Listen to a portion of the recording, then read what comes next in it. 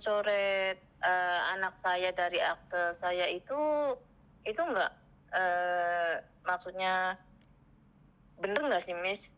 Mencoret apa?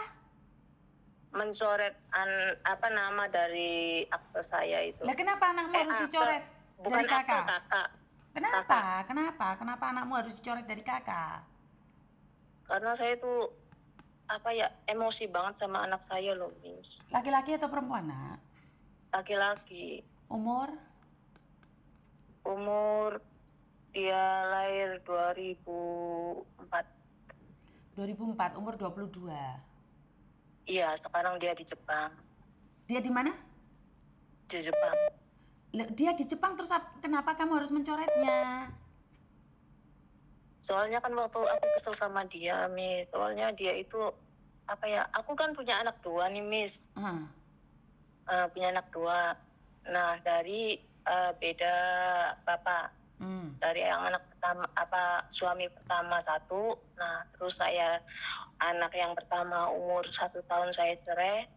Nah, saya nikah lagi, itu punya anak lagi yang ini. Cuman yang masalahnya, Miss, yang anak pertama itu dia saya biayain itu dia dimanfaatin gitu. Sedangkan anak yang kedua itu dia emang dari kecil itu dia ikut sama desa bapaknya gitu kan. Waktu aku pertama kali berangkat ke Arab itu saya titipin ke bibi mantan suami saya gitu kan. Yang mau kamu coret itu anak pertama atau yang kedua? Yang kedua. Kan dia ikut bapaknya toh? Masalahnya gini, Miss. Jadi waktu saya berangkat ke Arab itu mantan saya masih oke gitu kan. Nah, setelah saya dari Kuwait 2 tahun, suami saya belum ada masalah. Nah, setelah itu saya pergi lagi ke Dubai 1 tahun setengah. Suami saya itu saya dengar dari keluarga suami saya tuh ada perempuan lain, dia sedang hamil. Nah, kan kayak gitu. Setelah saya pulang, nah saya tanyakan masalah itu sama suami saya. Nah, dia mengiyakan kalau ada wanita yang sedang hamil. Nah, terus dia minta dinikahin, tapi dia nggak ngerasa, katanya itu saya nggak ngerasa ngelakuin gitu kan. Nah, terus setelah itu saya sempat debat sama suami saya. Nah, kita sempat berantem gitu kan. Nah, dia sempat nyekek saya. Nah, itu dari awalnya saya membenci bapaknya si anak itu dari situ, Miss, karena dia sempat mencekek saya. Nah, terus ketahuan orang tua saya dipisah, terus dia itu turun talak dari situ tuh. Turun talak kalau Pak, Mak, saya serahkan istri saya ke bapak, ke emak. Kalau mulai hari ini, detik ini, dia itu bukan istri saya. Orang tua saya itu orang nikah bener-bener kok diserahin begitu aja, kayak gimana gitu perasaan orang tua kan. Nah, terus kan si emak sama bapak saya kan suruh saya, kamu tuh ditalak gitu kan, udah lebih baik kamu urus gitu kan. Nah, setelah itu saya mencari solusi. Setelah itu saya menceraikan suami saya karena saya udah ditalak, merasa saya itunya udah ditalak gitu kan sama suami saya. Makanya dia nalak tapi dia nggak mau nyerahin, Miss. Terus saya kan berusaha mencari untuk diri saya untuk lepas dari suami saya karena saya sudah ditalak gitu kan. Setelah itu saya cerai, si anak saya emang dia ikut sama bapaknya selama berapa ya?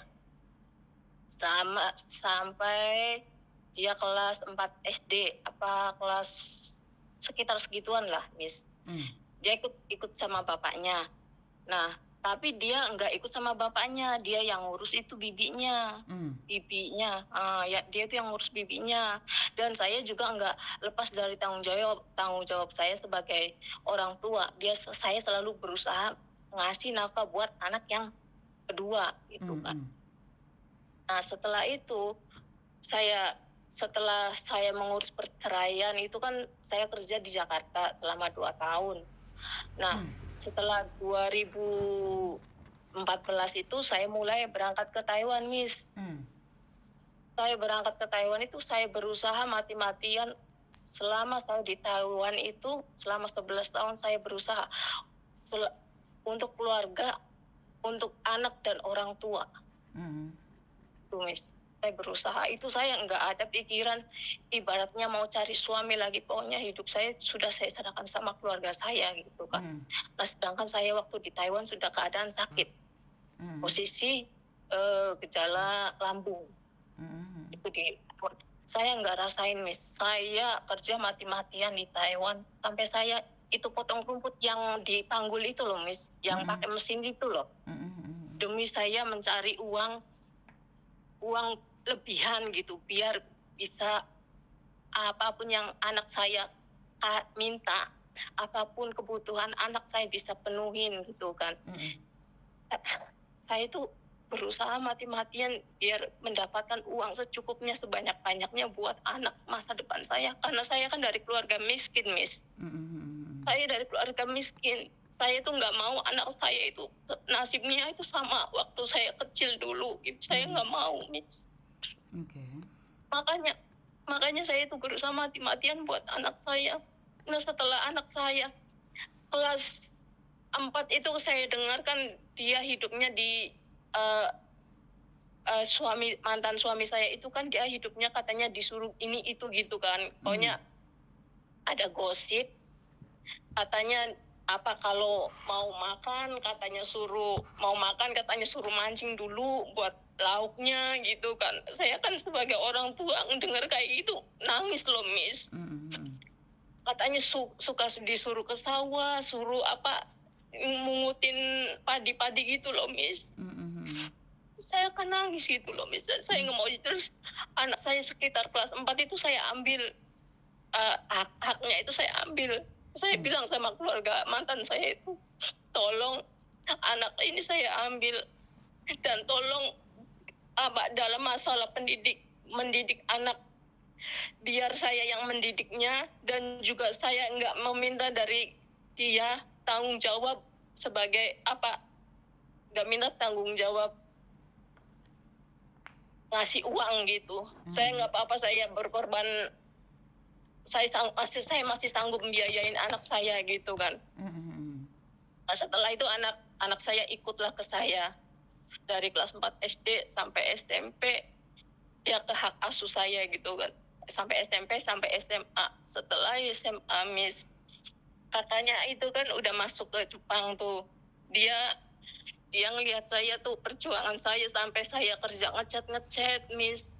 Di Taiwan itu kerjaan laki-laki itu sampai jam 12 malam, kadang-kadang saya baru pulang jam 1 malam, kadang-kadang saya baru pulang.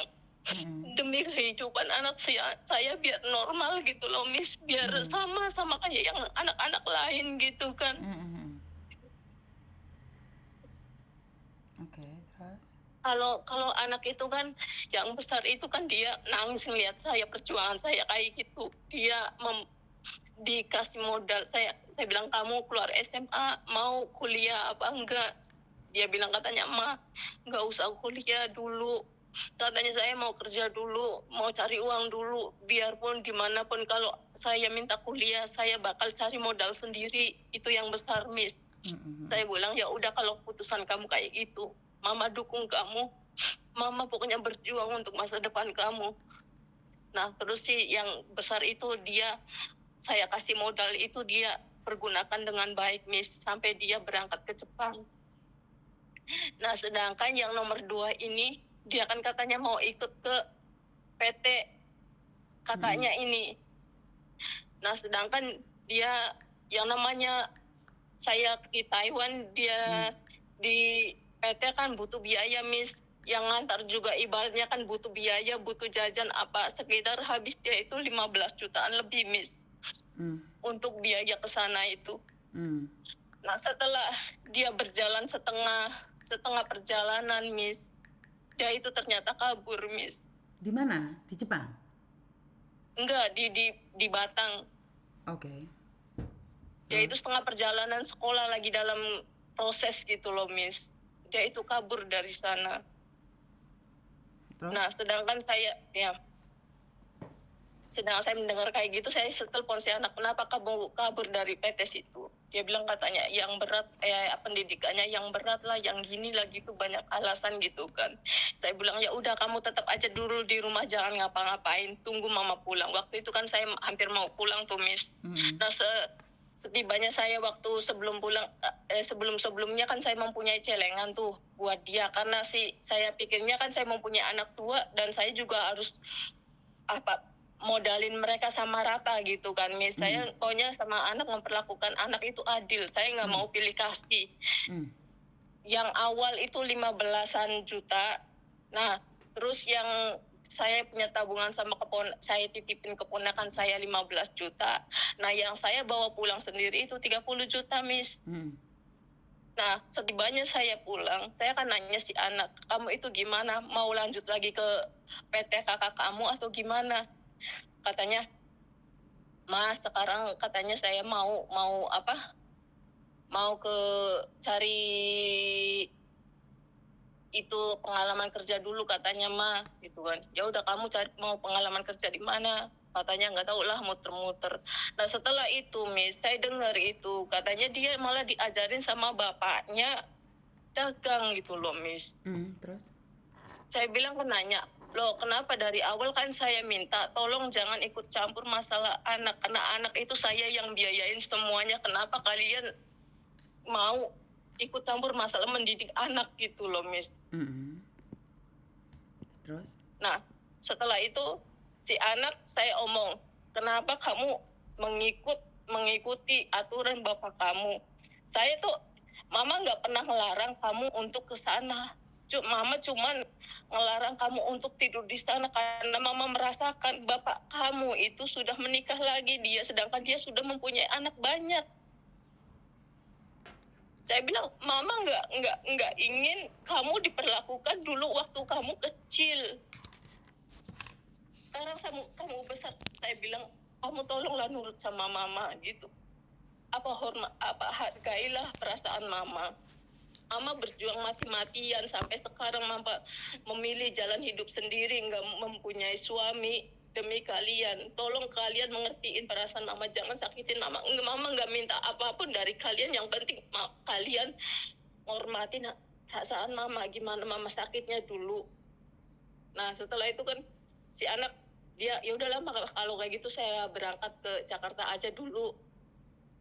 Nah, setelah itu, Miss, uang yang 30 saya bawa pulang itu ya untuk kehidupan kami di situ itu selama anak saya di situ habis, Miss.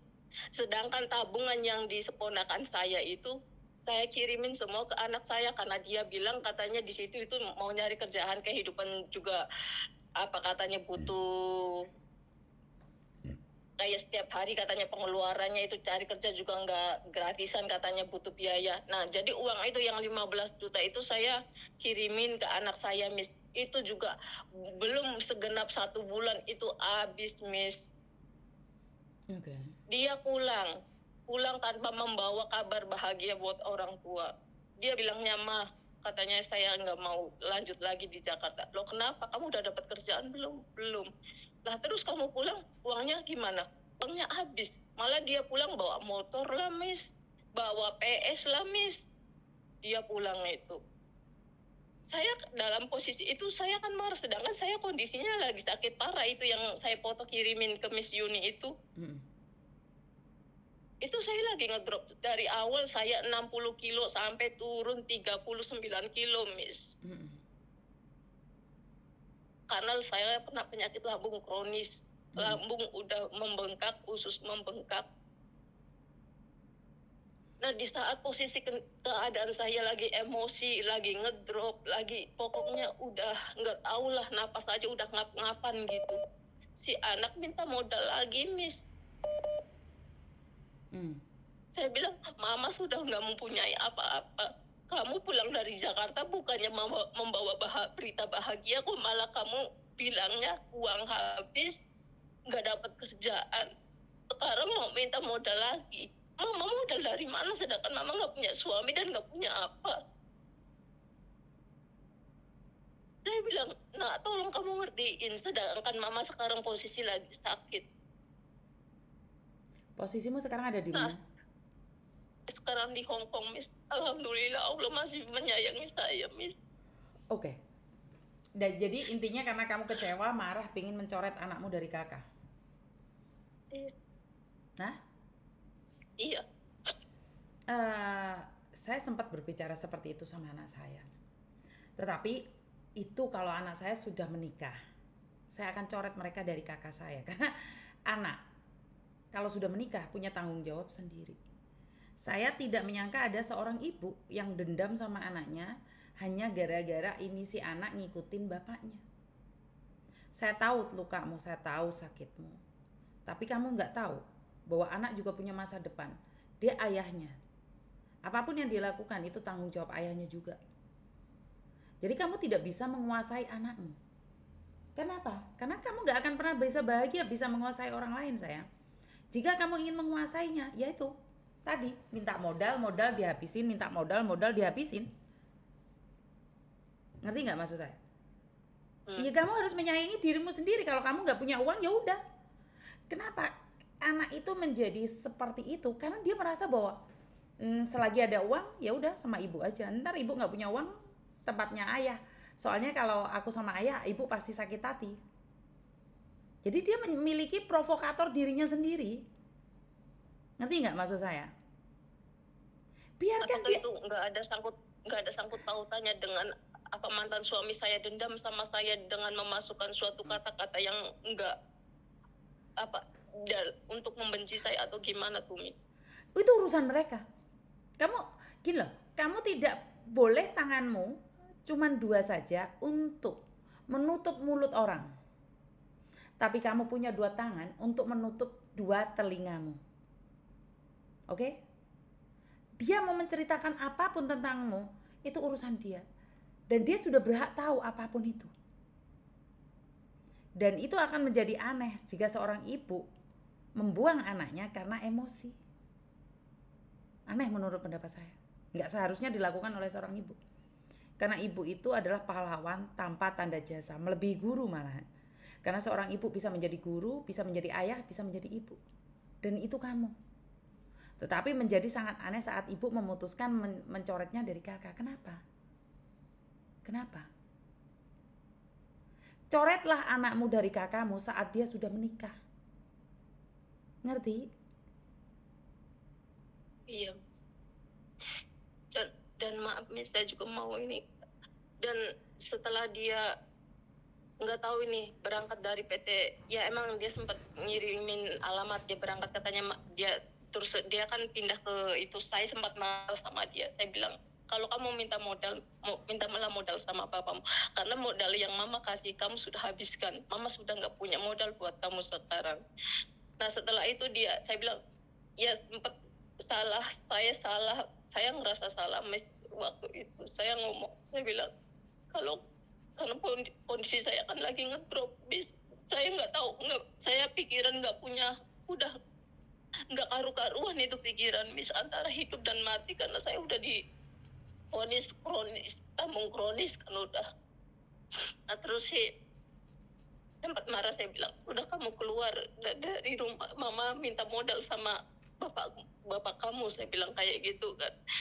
Kalau kamu nggak puas, saya bilang, abah saya mama bakal coret nama kamu dari kakak mama.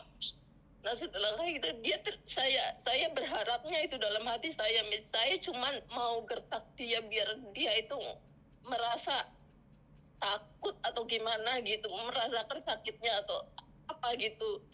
Saya tuh berharapnya anak saya itu, padahal aslinya saya tuh nggak mau kehilangan mereka, Miss. Saya nggak mau, asli perjuangan saya hidup saya itu buat anak saya. Tapi ternyata dia itu di saat saya mau memarahin mereka, malah dia itu dia itu pikirannya dia itu menganggap saya itu berkata benar gitu, karena saya emang kata saya itu saya ucapkan. Padahal saya cuma menggertak dia, kepengenan saya menggertak dia biar dia ada rasa takut atau gimana gitu. Biar ada rasa nurut gitu sama orang tua. Ternyata dia nurutin apa yang saya keluarin dan egonya dia gitu loh, Miss. Nah, dia ikutlah sama papanya. Setelah diikut sama papanya, dia unjuk-uncuklah datang ke rumah mama, katanya minta-minta tanda tangan izin orang tua, katanya. Kamu mau berangkat, serius mau berangkat? Dia bilang iya, katanya mau berangkat. Nah, terus dia itu kan ya udah, saya gimana pun saya tanda tanganin gitu. Saya tanda tanganin, setelah saya tanda tanganin dia setelah saya tanda tanganin dia itu kan pergi sama itu. Saya nggak tahu berangkat juga, saya nggak nganterin, dia nggak mau dianterin sama saya. Nah, setelah itu selama mau 1 tahun itu saya juga nggak berharap dikasih apa sama dia gitu ya. Saya cuma minta sama anak itu, saya bilang sama anak, Dek, kalau kamu berangkat ke Jepang, uang simpanan, uang hasil dari kerja kamu tolong simpan yang baik. Kamu jangan, ibaratnya kalau mau ngasih orang tua itu sewajarnya aja. Ke bapakmu atau ke mama, kamu ngasih sewajarnya aja, sisanya kamu tabungin sendiri, mama nggak bakal ngungkit-ngungkit hasil kerja kamu. Saya akan ngomong kayak gitu, Miss. Setelah dia berangkat ke sana, dia selama mau 1 tahun dia nggak ngasih apa-apa sama saya masih maklum ya itu, Miss. Nah, setelah itu dia hampir mau 1 tahun itu dia sempat ngasih jajan buat saya, kirim 4 kali 1 juta, dan itu pun saya bagi sama orang tua saya 1 juta, berarti saya kebagian 3 juta, Miss. Nah, setelah itu yang terakhir itu yang terakhir itu saya kan mintanya 1 juta, dia kasih 400. Saya sempat marah, Dek, kamu kok cuma kasih 400, mama kan kurang, karena mama tuh habis bikin jendela, itu pun bagian jendela itu kan mama pasang buat rumah kamu gitu kan, karena rumah itu kan saya sudah bagi buat atas nama anak saya, Miss. Saya bikin rumah, saya itu sudah atas namakan anak saya berdua itu. Nah, sedangkan pas saya habis bikin jendela di yang bagian rumah dia, jadi uang yang dikasih sama anak saya yang pertama itu saya bikinin jendela di bagian dia gitu. Nah, saya kan minta uang sama yang bungsu nih. Saya bilang, Dek, uang mama dapat jajan dari kakak kamu, mama udah bangunin buat jendela, makanya mama minta uang sama kamu. Nah, dikasih ini itu 1 juta, dan jadikan totalnya kan 4 juta, Miss. Sama saya kasih ke orang tua saya 1 juta, terus jadi saya kebagian 3 juta. Tapi waktu yang terakhir itu, Miss, dia ngasih sempat marah. Dikasih saya 400 itu, Dek, kok kamu ngasihnya cuma 400? Saya bilang, masa orang tua dikasih 400? Katanya apa, ngedumel gitu kan, bahasanya kan ngedumel. Saya bilang, lah 400 kan kurang deh buat 1 bulan. Saya kan bilang kayak gitu, lebihin lah, Dek, gitu kan. Saya akan ngomong kayak gitu ke yang bungsu itu. Nah, terus dia ngasih lah 1 juta. Orang dikasih 400 aja ngedumel. Orang nggak ngertiin banget apa gimana keadaannya anak di sini. Nah, dia sempat marah, saya diem, Miss. Saya diem. Setelah itu dia ngeblokir saya, Miss. Di situ saya dendamnya, Miss. Dia ngeblokir saya sampai hampir 1 tahun, Miss. Sampai nah, sekarang masih berhubungan nggak? Masih berhubungan nggak? Dia baru bulan-bulan kemarin, Miss, ngebuka blog saya. Itu pun dari Sebentar, kamu posisinya di Hong Kong apa di Indonesia sih sekarang? Sekarang di Hong Kong, Miss. Oke, saya minta maaf ya, Mbak ya, karena ini panjang ceritanya nih. Tetapi gini loh, kamu juga aneh. Sudah mengancam anakmu seperti itu. Sekarang anakmu sukses, dikasih uang 400 kamu ngedumel, padahal kamu bilang tidak butuh uang dari anakmu. Kan kamu juga tidak tahu apa yang dia pikirkan. Dia ada apa di Jepang sana. Ya jangan kamu dendam ya. Saya tidak tahu siapa yang toksit ini, anak yang toksit atau ibu yang toksit. Ya kalau dia ngeblokir kamu ya nggak apa-apa, biarin dulu dia tenang. Ini saya merasa bahwa kamu membesarkan anakmu dan berharap anakmu akan melakukan balas budi. Maaf banget. Maaf banget. anakmu dilarang dagang, nggak boleh dekat sama bapaknya setelah kamu ikhlaskan anak itu Enggak. berjuang. Maaf Miss, saya nggak ngelarang dia deket sama bapaknya. Lah tadi Saya itu mau bilang saya dagang kamu nggak suka. Kan itu sama aja melarang toh sayang. Apa namanya itu? Apa namanya seorang ibu melarang anaknya diajarin bapaknya berdagang? Mau diajarin bapaknya mancing itu loh. Itu kan nggak ada masalah wong anakmu cowok. karena saya berpikirnya gini Miss, yang namanya dagang itu apalagi itu dagang di desa. Yang tahu sendiri dagang di desa itu Kamu meremehkan penghasilannya sayang, seberapa terlalu gitu. meremehkan. Kalaupun mereka gagal, kan mereka setidaknya punya pengalaman. Terlalu meremehkan kamu itu. Terlalu menyepelekan. Nyatanya anakmu sekarang sudah sampai ke Jepang sayang. Meremehkan kamu itu. Kamu itu meremehkan orang. Yang kamu remehkan adalah anak kandungmu sendiri. Biarkan dia menjadi dirinya sendiri. Tiba-tiba sekarang kamu mau menghapus dia dari kakakmu. Yang toksik itu tuh kamu atau anakmu? Ngerti nggak maksud saya? Karena saya marah itu ya karena Ya, dia ya kalau marah ngeblokir saya gimana? Kalau selama seorang 1 ibu tahun marah Miss. gitu. Kalau seorang ibu marah kayak gitu. Seorang ibu marahnya kayak gitu, ngancem-ngancem gitu. Seorang ibu marahnya ngancem-ngancem gitu ya. Kalau kamu tahu Mbak, saya itu pernah melakukan kesalahan yang sangat fatal sekali dalam keluarga saya. Dan ibu saya marah banget, ayah saya marah banget. Tetapi di balik kemarahan dia tetap merangkul dan meluk saya. Kenapa kamu melakukan ini? Kenapa kamu jahat banget? Lah enggak kayak kamu marah banget, memutuskan untuk hubungan keluarga. Ini yang toksik itu siapa? Kamu atau anakmu? Ya. Iya. Ayolah, jangan dendam terus. Jangan emosi terus. Kenapa kamu punya penyakit yang sangat kritis? Ya karena emosimu tidak terkendali, Nak. Ngerti? Iya. Kenapa masih dendam aja? Kamu sekarang udah di Hong Kong, punya uang sendiri, sayang. Udah ditabung itu buat dirimu sendiri. Karena anak Ya itu kalau seperti memegang layangan. Kadang dilepas, kadang ditarik. Nggak bisa anak itu ditarik terus, nggak akan bisa terbang. Maaf Miss, saya itu memintanya itu waktu saya lagi sakit Miss. Saya ditinggalin dan saya dibiarin gitu loh. Malah yang ini yang saya bebanin anak pertama loh Miss. Semua biaya, semua makan Karena anak dalam pertama hidup yang itu nanggung. tidak semua orang punya rezeki, sayang. Kalau anak pertamamu punya rezeki, kenapa kamu begitu membenci anak keduamu? Ya udah, minta aja sama anak pertama. Kenapa kamu bencinya sama anak kedua? Karena setiap telur itu tidak mungkin bisa sama.